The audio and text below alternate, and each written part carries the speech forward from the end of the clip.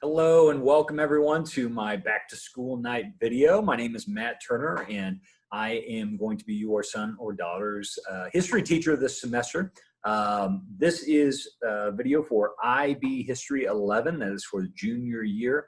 I want to talk to you a little bit tonight about not only introduce myself, but also take you through what to expect for the class, some of the things we'll be studying and how we're going to be going about spending this year together. So, it is my hope that we can get together in classroom as quickly and as safely as possible. But at this point, we need to just kind of accept the virtual situation that we're in, and we're going to make this work, and we're going to get the same information to you. So I know it's not ideal, but we're going to make the best of the situation as we can.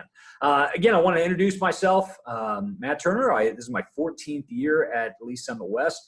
I teach a lot of advanced courses, not just the IB courses, but advanced American history. I've taught Western civilization, a number of advanced courses here at West. My wife teaches here at West as well. She's a FACS teacher, a family and consumer science teacher. She teaches the parenting classes, the preschool classes. So she's downstairs in her classroom. You might have had her.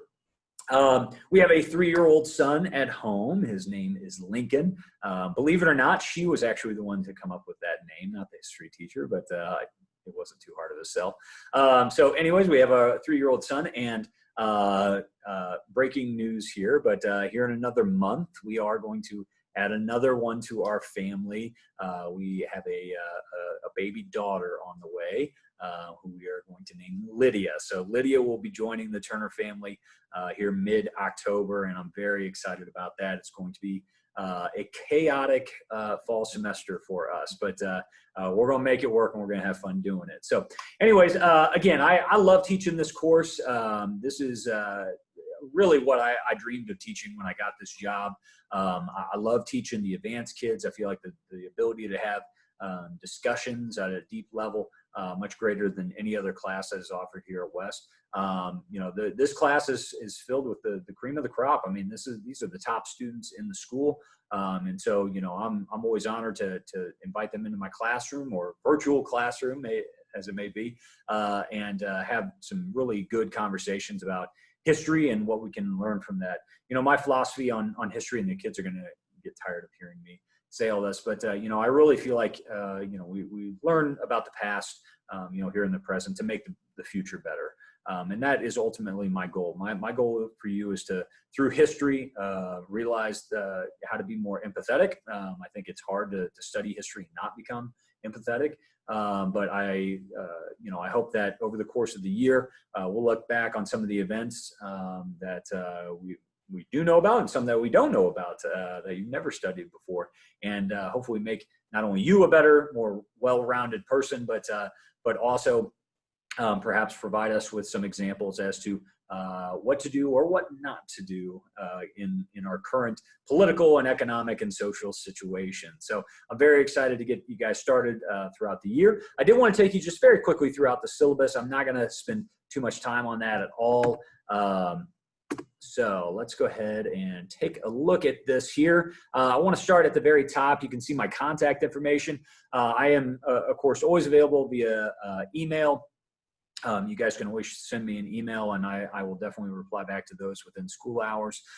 The office hours, I've set aside 1 hour per week that I will absolutely be online during that hour from 9 to 10 a.m. I put the link on there. The link should not change throughout the course of the semester, but this is kind of like a kind of a tutoring hour, a study hall, if you will.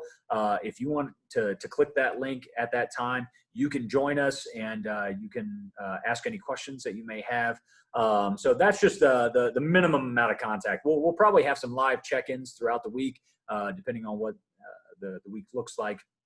But that is a time on that virtual Wednesday that we will always have that you can join me. It is optional. If you need some help, need some clarification on something, or just don't understand something that you read over, that's a great way to get some one-on-one interaction. Let me take you through the course and talk a little bit about what IB, why Lee Summit is an IB district, and why it's definitely a benefit for students. I hear this debated a lot, this question of, is IB worth it? And I, of course, definitely think it is worth it for multiple reasons. Number one, this is the most rigorous course that you can take at least on the West. So, I understand that a lot of you have multiple advanced classes, and that's great. That's a good thing to challenge oneself and to try and make yourself better. That's great. I think that, not only is this more like a college class than you've ever had before, because it is a college class, but you're going to be surrounded with some of the top minds that will hopefully push you even farther. This is a rigorous course. We're going to get deep into some of these topics in a way that you probably never actually looked at them before. Another reason IB is great is because, you will learn skills throughout this year, not only research skills, but writing skills, memorization tools, things that'll help you not just in this class, but skills that you can apply to other classes as well. I can't tell you how many times, well, just even speaking from personal experience, when I was in high school, I did not take IB courses, and I wish I had, especially that first semester of college. I can't tell you how much of a struggle it was to that learning curve, because, you're expected to do things a certain way that, frankly, is exact opposite in some ways from high school. I'll tell you what, IB really replicates that more so than any other class. So, not only are you going to gain those skills and among that have deep philosophical conversations with this stuff, but you will also, get a head start on college, not only through the material, but, some of you will enroll in dual credit. And I'll talk about that here in a second, where you can actually get credit for this course in college. So, you learn the skills to make you more successful, how to write an essay, how to prepare and organize that information. But you'll actually get a little bit of a head start in college if you so choose. Announcements. What happens? Technology. All right. So sorry about that interruption. Let's take a look at the topics that we're going to be covering. You'll notice a couple unique things here. Number one, it is not necessarily chronological. For the most part, it is, but there are a few units that we're going to bounce back and forth according to this timeline. This is a survey course, so we're going to hit a lot of information, a lot of different areas, but it is not a chronological. We're going to hit everything from A to Z. You'll also notice that not everything, this is not necessarily an American history course, okay? This is called IB History of the Americas, okay? Both North and South America. We're going to take a look at Latin America, what's happening down in Central and South America. We're going to take a look at even what's happening in Canada during some of these. The American Revolution is our first big unit. You maybe really haven't considered, what was happening up in Canada during that time, because that really does play into our story quite a bit. So, that is something that IB eventually will be testing you on. The inclusion of locations and events outside of the United States are often required on IB exams. So that's why we try to feed you some of that information that will satisfy those requirements. Getting a little ahead of myself here. Let's keep going down the list. Early Republic, we're talking about how they came up with the Constitution, the Articles of Confederation that was previous to that. We'll talk about some of the so-called founding fathers: George Washington, Thomas Jefferson, Alexander Hamilton, who over the last few years, because of the musical, has been a hot topic in my classroom. But then we get into the government unit, and we'll study that right after the Constitution unit. You may have, I'm sure you've probably heard this, but by taking IB history, you are dedicating yourself. This is really a 2-year course. Now, we'll talk about kind of some safety valves if you decide after year 1 it's not necessarily for you. But this is a 2-year course in which you are expected to complete both years. So I teach junior level IB, and then you will take it again senior level to complete that. There will be exams for IB at the end of that senior year. I got a little bit about that at the end of this syllabus, so we'll talk about that there. But the reason I tell you this is because if you do not complete both years of IB, you are required to go back and to take American government and to take modern global issues. Those are both required classes by the district, but you are exempt from taking those classes if you successfully complete the 2 years of IB. All right. So again, you do not have to take those classes if you finish both years, which most people do. I would say 99% of people that start our IB usually finish it. But if you were to quit after year 1, that's fine. You just got to go back and take those 2 required classes your senior year. So the reason I tell you that here is because that government unit, this is where we satisfy some of those demands, because the state of Missouri has said that all high school students must pass a constitution test, both over the U.S. Constitution and the Missouri Constitution. This is where we take care of that. So even though you don't take American government, this is where we satisfy that requirement. Excuse me. After our crash course on government and taking the Constitution exam there, we'll dig into Latin American independence movements. This is actually not a topic this is a topic I really didn't study until I began teaching it. And it has just blown my mind how fascinating this topic is. Everything from the Haitian Revolution, where we see one of the first, well, really the only successful slave revolt in modern history. We see down in South America, we see figures like Simón Bolívar and leading troops against the Spanish. It's a fascinating time. So we'll get into Latin American independence movements. And then we get into units 5 and 6, which are very much related. The Civil War, we'll talk about that for close to a month. And then after that, Reconstruction. Causes of the Civil War is one whole unit. And then we'll get into Civil War and Reconstruction. And that segues very nicely into our final unit, which is civil rights. Over the last 10 years of my career, Reconstruction is a topic that I keep coming back to, especially given a lot of the civil rights issues that are being that are so prevalently talked about in our society today. We have to go back and kind of look at how we got here in order to understand the things that have gone wrong and the things that we've succeeded with. So, I think it's great that we kind of, this is one of those that it's not chronological, but it does segue very nicely thematically, because we go from Reconstruction, where you have, 4 million former slaves that basically, with the stroke of a pen have become free. How do you reconstruct them back into a normal society? And it's not easy, after at that point 300 years of slavery. How do you just overnight turn them into citizens? That's a very difficult transition, and frankly, it's one that we failed at, and we're still struggling with some of those issues today. So it's one topic that I feel like, especially in middle school, teachers love to focus on the Civil War. They don't necessarily focus on Reconstruction. We will really get into that more so this year than ever before, because I really feel like it explains so much as to some of the problems we have today. Unit 6, as I said, civil rights. That'll be a focus more on modern civil rights movement.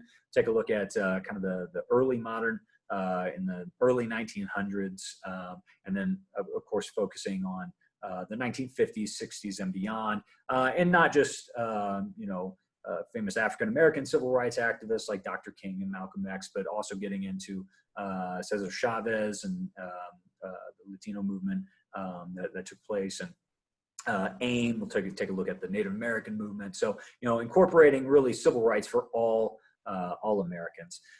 Enough about the topics. Let's kind of get into some more meat of this. You can see the textbooks there. We do have a number of textbooks that we will break up throughout the course of the year. Our main textbook's called Unfinished Nation. And by the way, I've made 3/4 of these available to you in that shopping bag that you were supposed to come get. So hopefully you picked up your books. If for some reason you did not get 3 books from me, you need to contact me immediately, and we need to arrange a way to get those. I personally put them in every person's bag, so I hope that they're all there safely. But if you did not get 3 books from me, Unfinished Nation, Portrait of America, or The People's History of the United States, you need to contact me via email immediately. That final book there, Latin American Civilization, we only used for 1 unit, and I will probably push a lot of that out digitally instead of checking out that book directly to you. Supplies, these are things that would be necessary if we did resume in-class instruction. I would like you to have those things available.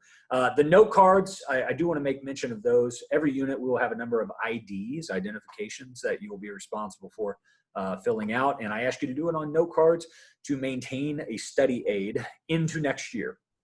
The information we're studying this year will be, you will be tested on next year. So when you are preparing for those exams at the end of your senior year, sometimes you might not remember what you studied in August of your junior year. So, we will have you create these series of note cards, and all the IB teachers do this to have some kind of standard study tool for your senior year. Moving down, academic honesty. This is something I do like to bring up because sadly I have had issues in this. Guys, especially in a virtual format, it may seem like it is much easier to cheat. Whether you are in class or whether you are at home in your bedroom, it doesn't matter. It's still the same principles that apply. Guys, do your own work. Okay, if you are borrowing from other people, if you are copying and pasting from other people, or even changing a few words and submitting it as your own, if you didn't do the work, you're going to eventually it's going to catch up with you. Sadly, I've had to deal with that plagiarism issue multiple times. And so I will be watching out for that. So please make sure you're doing your own work so that way we won't have any issues. One question on back to school night that people always have for me is about the dual credit. And I did want to make sure we discuss that. Lee Summit West offers dual credit through UMKC. So if you choose to take IB 11 for dual credit, you will actually not only earn credit for your high school class, so you'll earn credit here at Lee Summit West, but you can actually earn up to 3 credit hours, which is kind of one class for UMKC. It does cost, but I will tell you that it is a significant discount over what you would normally pay at a college. Now, one thing I would say is that, odds are most of you are not going to UMKC, and that's fine. The credit does transfer to most colleges, but I would suggest that, especially for those of you who are looking to go to college, maybe on the East or West Coast, far away from here, just make sure that credit does transfer. Since UMKC is tied to the University of Missouri system, it does transfer to most schools, but you got to make sure that the school of your choice will accept that. So if it doesn't, I would suggest maybe skipping the dual credit. But for most people, I think it's a great idea. It's a great way to get started on college and what we call double dip. You get high school credit and you get college credit. So it's a great way at a discount to get some of that expensive college credit at a discounted rate, get that out of the way. I will make mention that there is one other way to get credit for this class without buying dual credit, and that is through those senior exams. Many colleges offer they either waive the class, or some of them will actually give you credit for the class if you get a certain score on that final exam for IB your senior year. Now, you can wait and you can see if you do well on that test senior year, if you get college credit. But I'll tell you, if you don't do well, you don't get the college credit. So, it's really kind of banking on the fact that you'll do well on that exam to get college credit. At least if it was me, that seems kind of risky. I would probably pay up front and just not have to worry about it. But again, that is up to your choice. I would say just, if I had to guess last year, I maybe had half, maybe 2/3 of my kids sign up for the dual credit. So I would say most took me up on that, took up, the school district on that, but it's not necessary. You don't have to sign up for it. I will be putting a link on Schoology here very soon about how to sign up for it. It is all online, so they've made it much easier than the shuffle of paperwork we used to have to do. So please make sure that you check that when I do put it online. Scrolling down a little bit, a lot of this is about senior year, but for many of you, this is your first involvement with IB, so I want to make sure that you do understand this. Again, about the 2-year commitment to this. I put in there there is some cost to the exam senior year for this upcoming school year, which again, you guys won't take it until the following year. The cost of the exam is $119. That is what IB charges us. We don't keep any of that money. So you can read over the exam fees, and we're just telling you now, you don't have to pay this now. This is for next year, but just understand that this is a part of the class. And if those are going to be some issues, you do need to communicate with Mrs. Davalos, who is the IB coordinator here at Lee Summit West. Let's talk a little bit about what to expect senior year in terms of the tests at the end of the year. IB is truly international. I mean, they have schools all across the world that are studying this exact same curriculum that we are. But they do have some funny lingo at times. Instead of calling them tests, they call them papers. Okay, and most of these you are going to be writing out essays. You're going to be responding, analyzing. The first paper, it's kind of more of what they call a document-based question test, to where you're looking at primary sources and combining your information with what you see there. So you can see there that that's the first paper. The second one will cover kind of information that you'll learn next year in your senior year. And then the final paper there is what you'll learn this year, junior year. So, there are 3 tests at the very end of senior year. How well you do on those, you'll get a score out of 7. And again, some schools, you can get a 5 and get credit for this class. So, there's definitely different options there on how to get credit and how to get started on your college career. I tell you what, I'm going to go ahead and wrap it up at this point. That's the end of my syllabus. I'm happy to explain anything more in depth with you if you would like, but you need to shoot me an email and I can get back to you with any questions. I will most likely the first week put up a discussion board. If you guys do have any questions about the class, you can type them in right there and I'll get back to you as soon as possible. I want to thank everyone for tuning in and taking a look at this back to school. I'm sorry we can't be in person. I wish that we could do this in a normal setting, but sometimes life throws us curveballs and we got to take them as they come. So thank you so much for tuning in. I look forward to meeting you and meeting you all throughout the course of the year. And as always, please feel free to communicate if you have any questions at all. Thanks.